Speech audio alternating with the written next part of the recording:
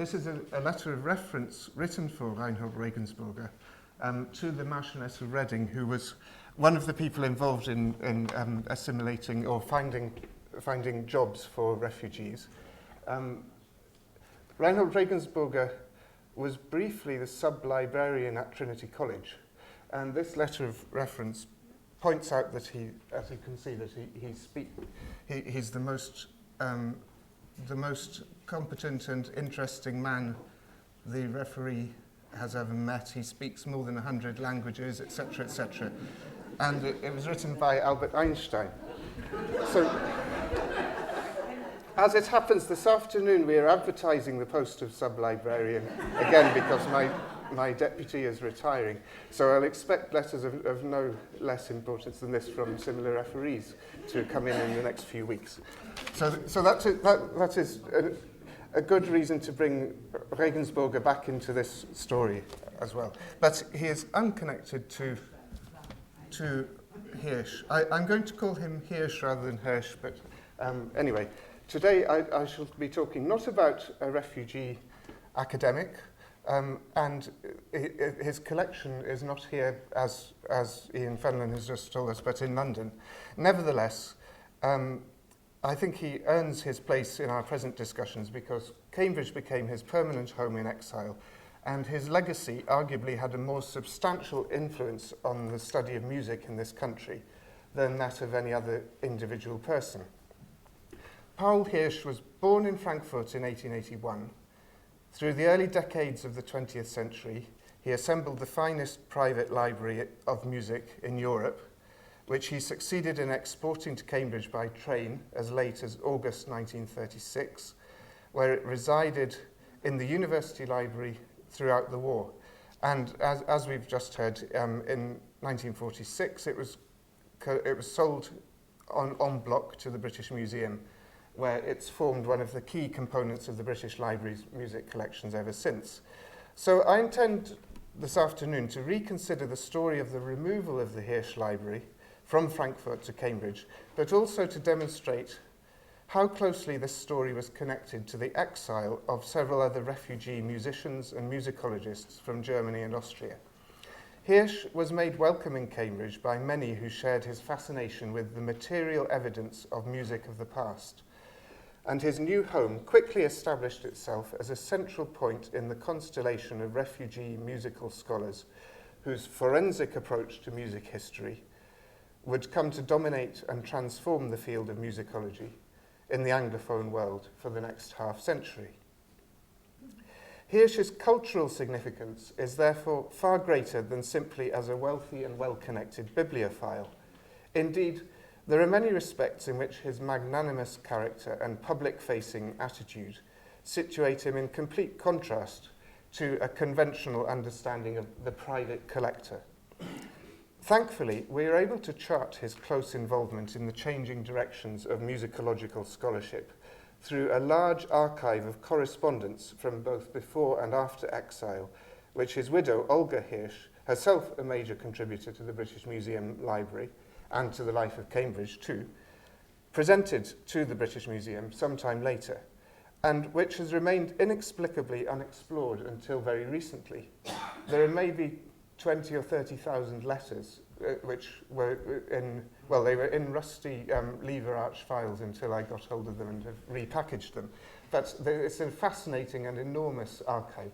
So I haven't read all of them. I've just picked a few, mainly carbon copies of replies by Hirsch to other correspondence, which I'll show you this afternoon. And I should mention, I mentioned that Olga Hirsch was a donor to the British Museum as well. She was a significant collector in her own right, and of fine bindings, and specifically of block-printed end papers used in bindings. And I've used some of these as the backgrounds to the slides, just for amusement. So this collection of about 3,500 different sheets of printed paper from the mainly 18th and early 19th centuries, and another 130 books bound in these, were bequeathed by Olga Hirsch on her death in 1968. And there's no comparable collection anywhere in the world. I mean, it's the most important collection of printed papers, just as the collection of music was the most important collection of printed music in the world. First, let us rehearse the outlines of Paul Hirsch's life. He was born on the 24th of February, 1881, the fourth of 5 children of Ferdinand Hirsch and Anna Pauline Meyer. He was the middle son. His older brother Karl would be killed in Buchenwald, while his younger brother Robert, who was later styled Robert von Hirsch, moved to Switzerland in 1933, and he became one of the most famous art collectors in Basel. Ferdinand Hirsch, the father, established what quickly became one of the largest iron wholesalers in Germany, and he brought up his son to continue the family business, but not at the expense of a solid grounding in the arts. The family home was a cultivated place. The violinist Hermann Hock recalls in his memoirs that in 1900, Richard Mühlfeld, the clarinetist for whom Brahms wrote his clarinet quintet, visited the house to play the Mozart clarinet quintet, with the teenage Hirsch taking the viola part on that occasion. Normally, as in this program, he led the house quartet, and in fact he had a very good Guarneri. So he played well, and he had a very good instrument to play on. In fact, the house concerts continued throughout his time in Frankfurt and carried on when he moved to Cambridge. This was a specially printed program for the 400th concert in 1933, where you can see that his brother, oh no, it isn't his brother, it's Richard. There are two additional players to the house quartet, an extra violinist and an extra cellist, because oh, it's his son, yes. Sorry, I should have noticed. So the Mozart G minor quartet has 2 violins, the Schubert C major has 2 cellos, so the 2 additional players were each allowed to play 2 of the greatest string quintets. I said quartets, sorry. So that will have been a very good celebratory 400th concert. But actually the other concerts cover a very wide repertory. It's not just the Viennese classics by any means. A lot of contemporary music, but a lot of older music as well. It's an extraordinary range of musical interests. And so in February 1922, Hirsch founded the Frankfurter Bibliophilengesellschaft, the Society of Bibliophiles, and he remained its chairman until 1934. He was a book collector of other types of books as well. He collected German literature. He had quite a big collection, which has now ended up in the Houghton Library at Harvard. And he had other general interests too, including in fine bindings, but the music library was always kept separate from these and treated in a different way. And it was his life as a businessman which had the greater influence on the growth of his library, as the family business took him on regular travels across Europe, and he would later attribute his formation as a collector to the time he spent on those long train journeys reading antiquarian dealers' catalogues. He started collecting music from an early age, and already in 1906, at the age of 25, he published a catalogue of his collection of early Mozart editions on the composer's 150th birthday. It's a book which combines scrupulous bibliographical detail with elegant typography and offers a foretaste of everything that would later be issued under his name. To assemble such a collection of Mozart's lifetime editions today would require decades of scouring auction catalogues, and it would cost hundreds of thousands of pounds. But he was able to do it by the age of 25, just by spending a few years looking through catalogues, because this was the time when the early decades of the 20th century were when this sort of music was was circulating most widely and easiest to pick up, easier than 100 years before, and certainly easier than 100 years later. But to do that, Hirsch had rapidly assimilated himself into a network of specialist dealers and scholars and other collectors, spread across Europe and centred on Paris, Berlin, Munich, Vienna, and London, from whom he learnt rapidly and assiduously. In an article that he published in 1927, Hirsch elaborated his principles of collecting into 6 categories, which you can see here. Wissenschaftliche Bedeutung, gute Erhaltung, Seltenheitswert, Typographie, Einband, Ausstattung, Bildschmuck und so weiter. So it's notable that his first criterion was scholarly importance, and then condition, rarity, typography, binding and decoration were apparently ancillary concerns. As an example, he recalls in this same article buying at the age of 19 in Augsburg a perfect copy of the first edition of Beethoven's Opus 1 for 20 pfennigs. But sardonically, he reminds us that every collector likes to recall stories like that rather than the cases where they spent too much. In any case, his choices as a collector of music were predicated on usefulness for research rather than a purely bibliophile connoisseurship. And this led him to aspire towards comprehensive coverage of the earliest printed editions of the great composers, as well as of all the major theoretical writings on music, from the dawn of print onwards. The history of printing of music became a particular interest, since it had caused difficulties since almost the dawn of printing, how to print notes, not just letters. And the first book with music in it was printed by a printer called Conrad Feiner in Esslingen in 1473. He managed to get hold of a copy of that, as well as a large number of other incunabula with music in. Such a library had a much wider purpose than to act as the private repository of a collector, and Hirsch quickly realized his vocation to make the collection available to musical scholars, performing musicians, visiting composers, and anyone else to whom it would appeal. In 1918, Hirsch moved with his wife, Olga, and their, at that point, 3 small children, a 4th would arrive soon after, into the fine Belle Epoque mansion in the Neue Mainzerstraße in Frankfurt, which, that's the inside of it. It's a rather grainy picture. I do have a picture of the outside, but I think it hasn't made it onto this version of the display. And it was much lighter than this in the photo. In fact, this was the stable block on the ground floor of the house, which was converted into a library. Before Hirsch came, it was converted into a residential room, but he made this his music library. But he made it into a library that would be open to the public. And it became where he housed his music. It would be as well, though, to step back for a moment and consider the broader state of music collecting in interwar Europe.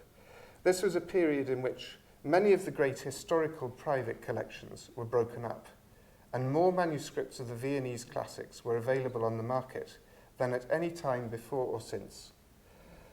Hirsch epitomized a new breed of collector, also beginning to be found in the United States by the 1920s, who expected a scholarly attention to detail in dealers' catalogues, and who would work closely with these booksellers and with expert musicologists to establish the precise scholarly and commercial value of a book before resolving to purchase it. One of Hirsch's principal agents in this quest was Otto Haas, another Frankfurter, a few years his senior, who since 1903 had been a proprietor of Liebmannsons, a firm which had been established in Paris in 1866 and then moved to Berlin 6 years later. The business was inherited by Otto Haas, who then also moved to London in 1936 and set up shop in a ground floor flat in Belsize Park Gardens, where the business was kept going and at the same address, under the same name, until about 6 weeks ago, when they've just sold that flat. But the business still exists, constantly since 1866. And in 1906, Otto Haas bought the substantial music library of a London collector called James E. Matthew, and sold most of the best parts of it to Hirsch. that formed a critical mass for Hirsch to start to fill in gaps in his collection. He bought a few thousand pieces of music all at once, and that was the substantial basis of his library. The Great Depression inevitably hit Hirsch's business interests, but it served the development of his library very well by precipitating a number of major sales for which there were very few bidders. Hirsch had, by the 20s, gained renown across Europe as a collector of printed music of all periods, and as a scrupulous negotiator, always with the firm idea of what was the right price for a book, seemingly considering it a matter of moral duty as much as of economy to persuade a dealer asking too high a price for a book to understand why the price proposed by Hirsch was the correct one. And this reputation preceded him in all his discussions with dealers. His charm and persistence usually had the right effect. The earliest editions of the core repertory of the canon of Western music were his main focus. He wasn't so directly interested in composers' autograph manuscripts, though in fact he did own 2 Mozart autographs, which he kept as personal treasures rather than part of the music library. And this placed him safely outside the bidding wars which had greatly inflated the auction prices of especially Mozart and Beethoven manuscripts, and which continue to do so to this day. The greatest musical collector of the earlier generation, he was, I think, 30 years older than Hirsch, was Wilhelm Heyer of Cologne, who formed a museum of musical instruments, music manuscripts, and printed music, and books about music. It was an enormous collection, and the entire collection was sold to the state of Saxony in 1926. But they were mainly interested in the collection of historical musical instruments, so they then sold his library. And it was one of the biggest sales, one of the biggest music sales, well, of all time. I mean, it took several days. There were tens of thousands of lots, thousands of which entered the Hirsch library, because there were very few buyers, and he managed to pick up large amounts of material from this collection from Cologne. And then a few years later, there was a lawyer and musicologist called Werner Wolfheim who had an enormous library as well, and that was sold in 1928 and 9 when Hirsch bought several hundred lots, and Otto Haas oversaw both of these dispersals. He produced the sale catalogues, collaborating with the firm of Karl Ernst Henrici on the higher sale and Martin Breslauer for Wolfheim. Thus it was that by 1930, the Hirsch library had assumed massive proportions. Even before the move to Neue Mainzerstraße in 1918, he'd opened the library to the public twice a week from 5 till 8 p.m. on Tuesdays and Fridays. A visitor's book to the library survives only from 1923 to 1926, but from it we can see a good range of the readers, and you can see there are probably between 5 and 10 readers each Tuesday or Friday who sign in to look at books.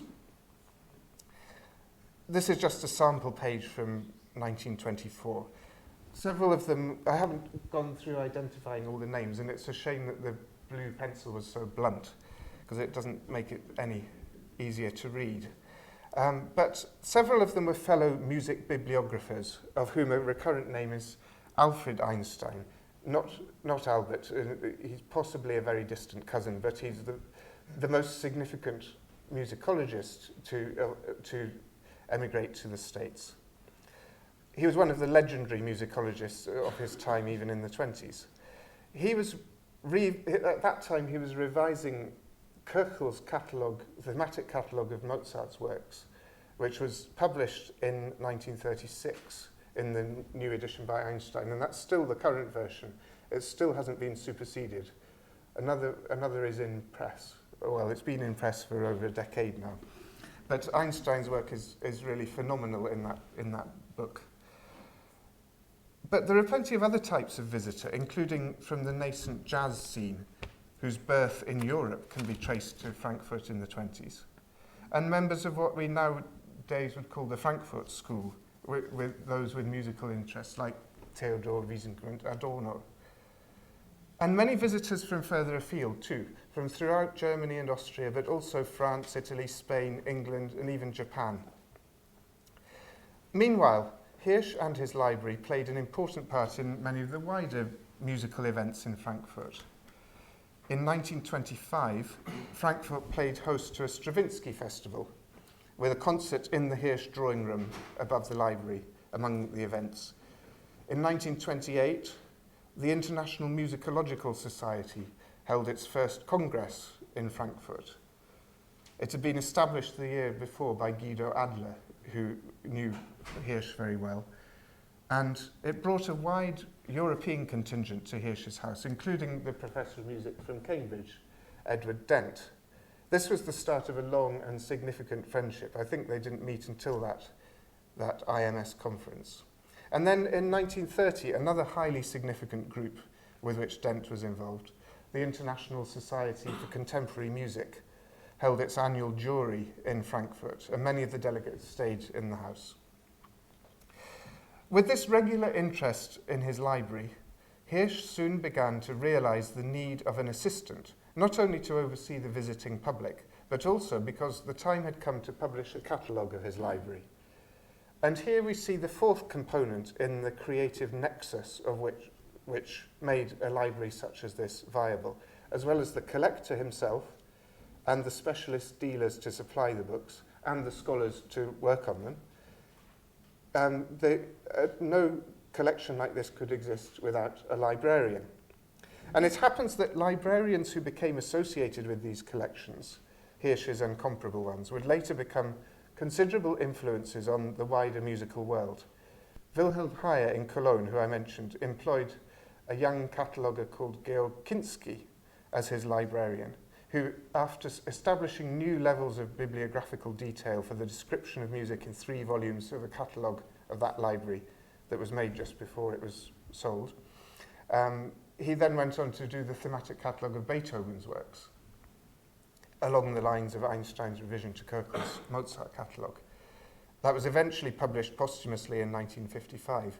And in Vienna, a Dutch collector named Anthony van Hoboken, who combined an interest specifically in early editions of Haydn and with assembling a massive collection of photographs of composers' autographs, autograph manuscripts. So it was a way of building an assemblage of information about how composers write their music, which is now in the Austrian National Library.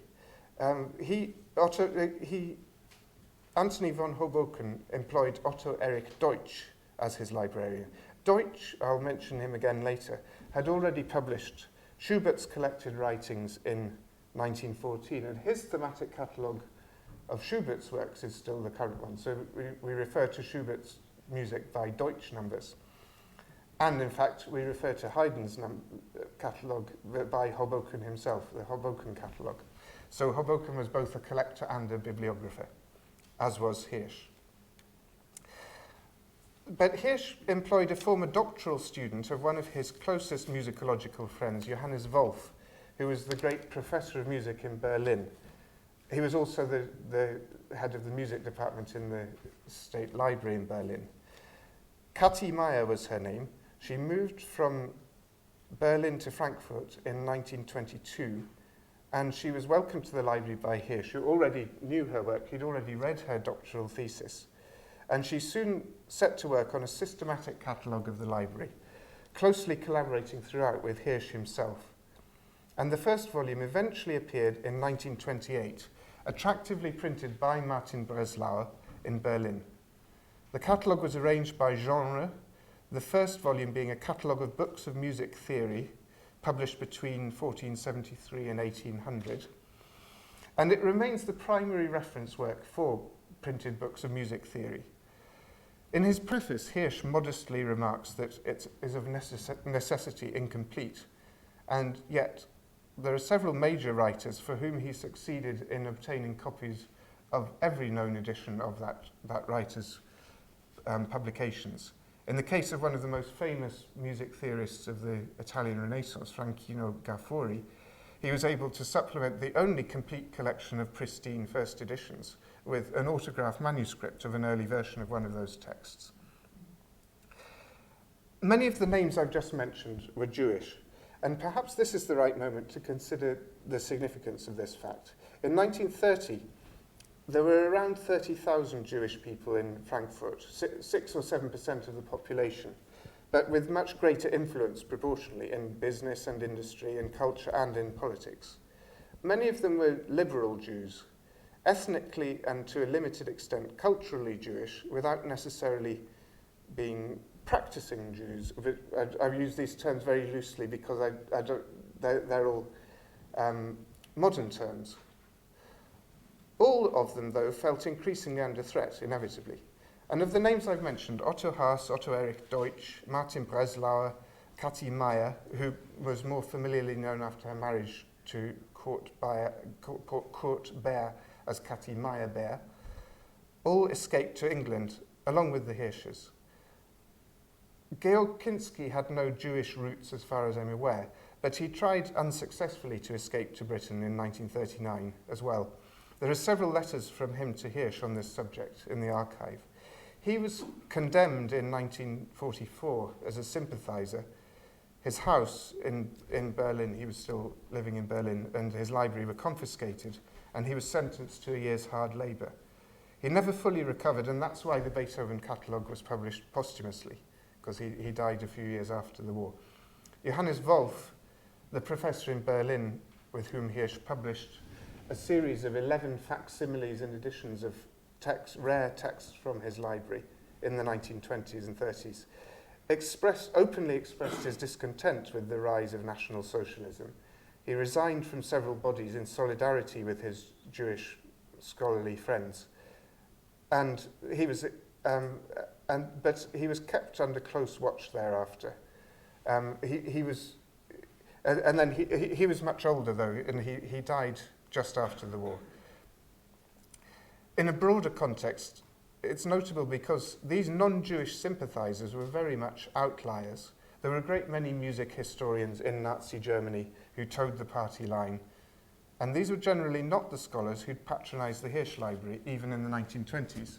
So although it was not a Jewish library in any normal sense, it was a library to which Jewish scholars and scholars who were very sympathetic to them tended to be the main regular visitors. As for Hirsch's own Jewishness, the archive itself has so far revealed very little. His library has virtually no Jewish elements to it, because those were not his collecting interests. He had other notable collections, as I mentioned, bindings, German literature, but not Hebraica, for example, or the other categories of material that Jewish collectors have often focused on. So the only statement I've so far been able to find, in fact, is this. It's a letter to the Secretary of the Jewish Historical Society, the sponsors of this conference, responding to a letter that was published by the Jewish Historical Society in the TLS in 1944, asking for information about Jewish collections in Britain. And he writes, I'm not at all certain if my music library comes under the scope of your research. It is not a Jewish collection, but a scientific library, which, however, has been open to the public at Frankfurt am Main from 1909 to 1936 when I left Germany. My collection is now housed on loan in the University Library, Cambridge, where much use is made of it. I am of Jewish faith, but this, of course, has nothing to do with my collecting old and modern music. Should you think that my library should be included, you're welcome to read more about it in these references. But I've jumped the gun. This letter was written when Hirsch was already in Cambridge. Before then, the next 2 volumes of his catalogue were printed in Berlin while he was still in Frankfurt. Volume 2 covered opera full scores, which have always been very difficult to collect because even today, most music publishers don't like to sell full scores of operas. You can only hire them from the library because they worry that it will undermine the sale of it will enable people to make performances without renting the parts from the publisher. Hirsch got round this by getting to know all the publishers very well and persuading them, for example, to sell him full scores of all the operas of Richard Strauss, a friend of his. Despite their political differences, they got on very well. They played cards together. Well, those two sentences aren't necessarily connected. So, Volume 2 is a remarkable catalogue of full scores of operas, again from the very beginning, from Peri's Eurydice onwards, to right up to the present day. And then the third volume covered instrumental and vocal music, but up to around 1830. They were planning, these were all edited by Hirsch together with Kati Meyerbeer. They were planning a fourth volume for choral music and reference works. But by 1936, it had become clear that such plans would be quite impossible. The library had already been forced to close to the public from November 1935. An announcement in the Frankfurter Zeitung blamed the lack of heating for the closure. But Hirsch knew that there was more reason than that, and he had to find a means of emigrating. In June 1936, the state authorities proposed a takeover of the house as an office for the fashion business, the sort of state-run fashion business in Frankfurt.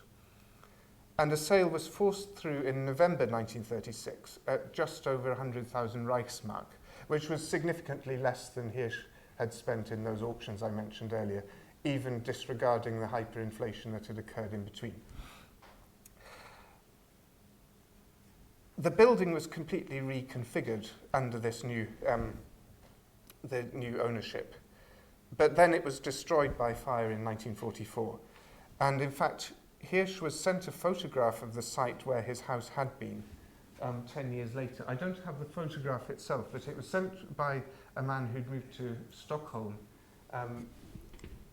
Dr. Ermsheimer, and he just says, he thanks him for the photograph, but it's clear from his response that he just found it interesting. He didn't have a particular emotional attachment with the destroyed house. His only focus and relief was that the library was not in it when it was burnt to the ground. Unlike his wife, Olga, who found it much more upsetting to see. In parallel with the aggressive takeover of his house, the Nazi authorities had begun to seek ways of confiscating the library itself. In early July 1936, Hirsch had moved his family to England. They stayed for a while in Claridge's and some other hotels before moving to Cambridge and finding temporary accommodation in Leckhampton, just off Grange Road. And they would soon move to 10 Adams Road, also just off Grange Road, which became the family house for more than 3 decades.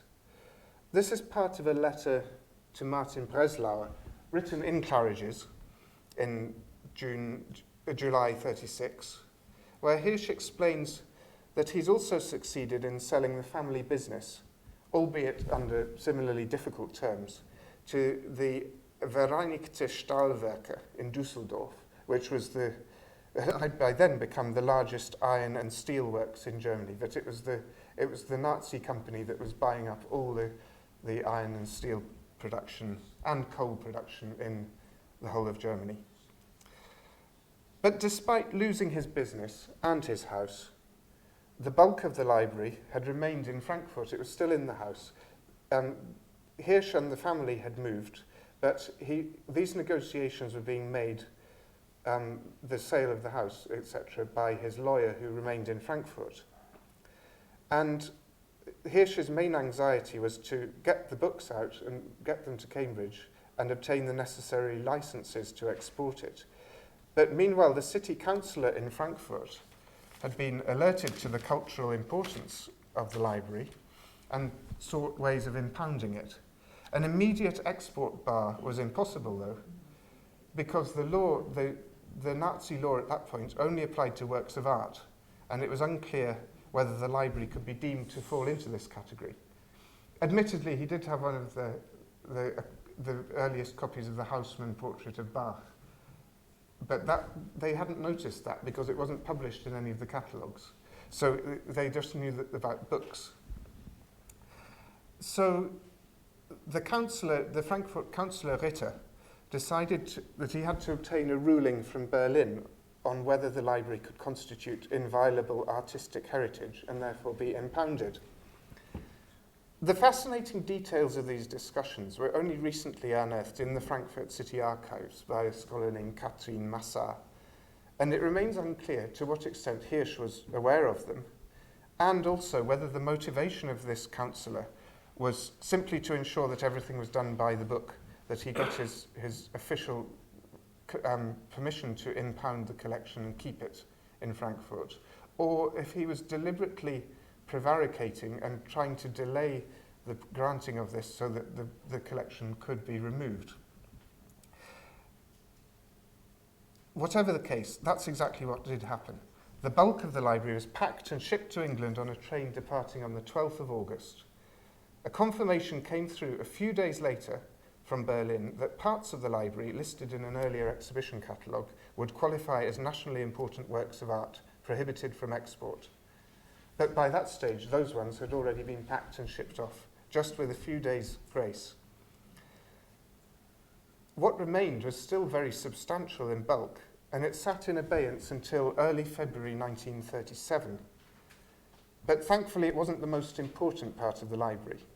This made it easier to negotiate the export of the remainder, though the authorities insisted on withholding a small manuscript of Schumann, his Heideknaben, the diary of Beethoven's confidant Anton Schindler, and a manuscript of a group of cantatas by Telemann, and 4 of Olga Hirsch's fine bindings. So these were kept as national heritage and suppressed. All the rest, though, were sent in a second train journey, and they arrived in Cambridge later in February. This is a letter from Hirsch to Eden Lilly, who were responsible for unpacking the crates when they arrived on the train in Cambridge and delivering them 27 wooden cases and 235 bundled parcels of old books. They were due to arrive from Frankfurt perfectly legally, because these were not the national heritage part. It was only 27 wooden cases, not the hundreds of wooden cases that came a few months earlier. And these were delivered not to 10 Adams Road, there wasn't room there, but to the University Library. In fact, after the war, Paul and Olga Hirsch had to negotiate for the restitution of the 7 items that were kept back, the Schumann and the others. Oh, that's interesting. I don't think I pressed a button.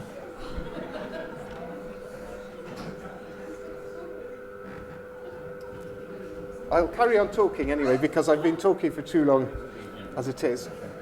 And you can see it.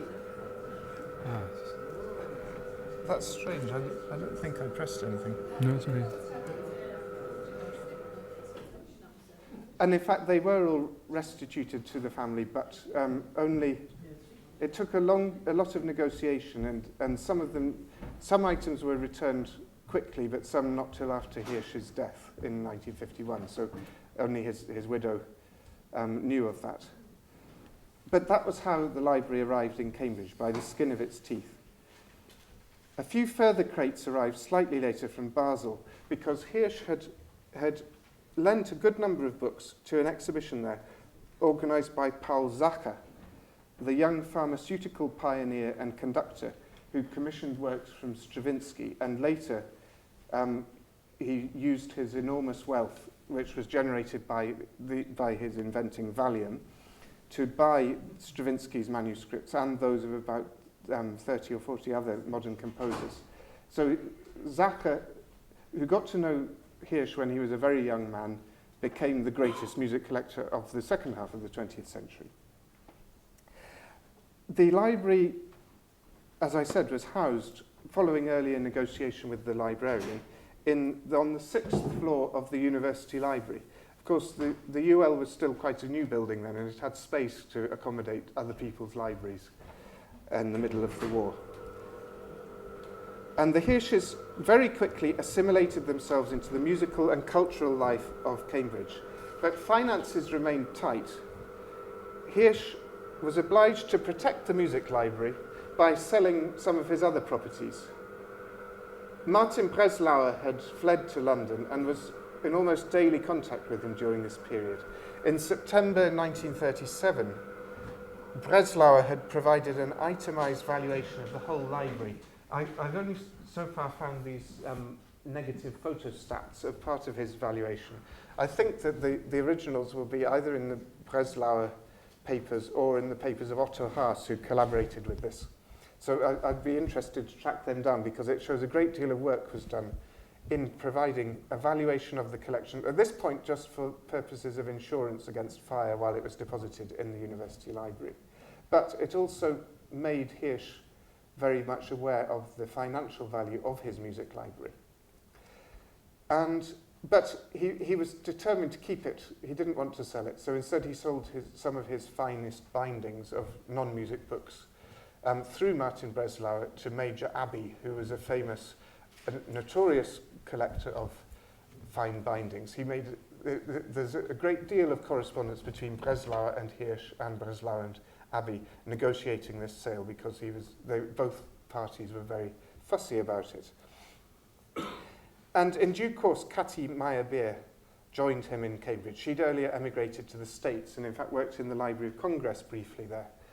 And the fourth and final volume of the catalogue was published by the Cambridge University Press in 1945 to the same high standards that Breslauer had insisted on for the earlier volumes, carefully proofread and heavily assisted by Hirsch's daughters, as well as by Otto Erich Deutsch, who resided in Cambridge for most of the war. An amazingly calm and positive attitude to his predicament is visible throughout Hirsch's extensive correspondence during this period.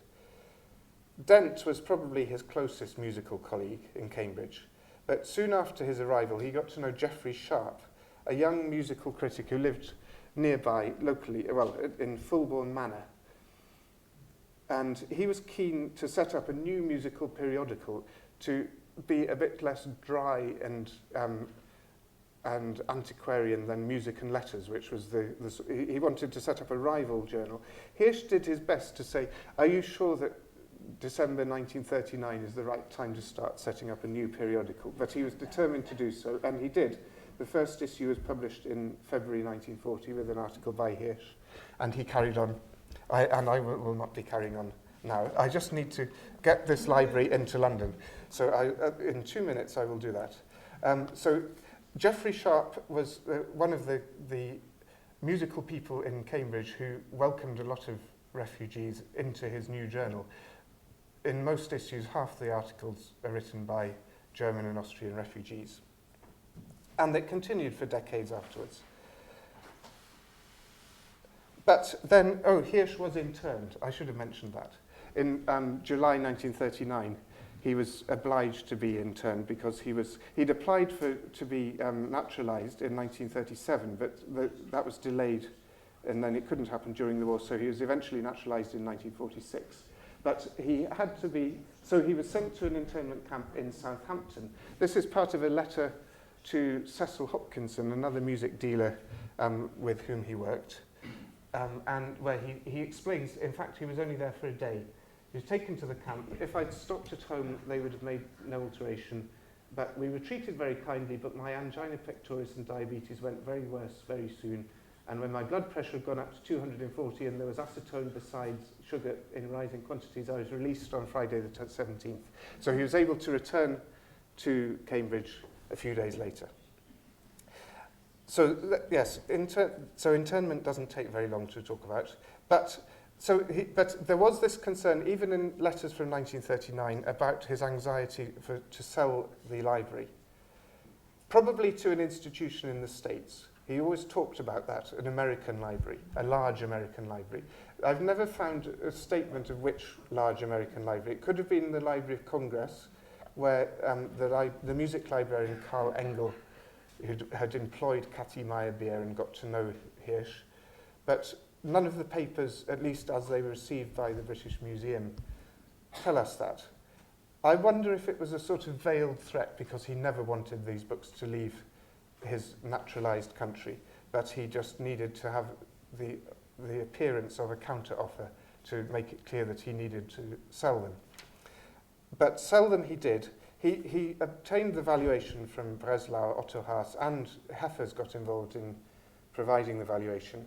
And but he even reports in a letter to a friend of his, Dr. Adolf Aber, who worked at Novello's music publishers. He explains, well, you can read it while I'm, oh, here we are, that it was eine sehr hohe Summe. The valuation that Otto Haas came up with was too high. In fact, it was £130,000. And he offered it, he'd agreed to give first refusal to the Cambridge University Library, but there was no way in 1946 that the university would be able to spend £130,000 on a music library. But he explains here how Dent has done his best to persuade the Vice-Chancellor and the council of the university. So he next approached the British Museum with a lower offer of £120,000 for the entire library. And the British Museum trustees deliberated for a long time too. First, they argued that there was too much duplication. In fact, there are very few books here that were already in the British Museum. So there was a counter-argument. Another counter-argument was that the one bomb that had fallen on the British Museum in the Blitz had destroyed a lot of the literature of music, not the printed music, but the books about music, many of which would be replaced immediately by the Hirsch reference library. And eventually the trustees of the British Museum agreed in principle to acquire the whole library for £120,000, but they didn't have that money. So as Ian Fenlon said earlier, the Treasury came in and helped. They paid £60,000 towards the cost.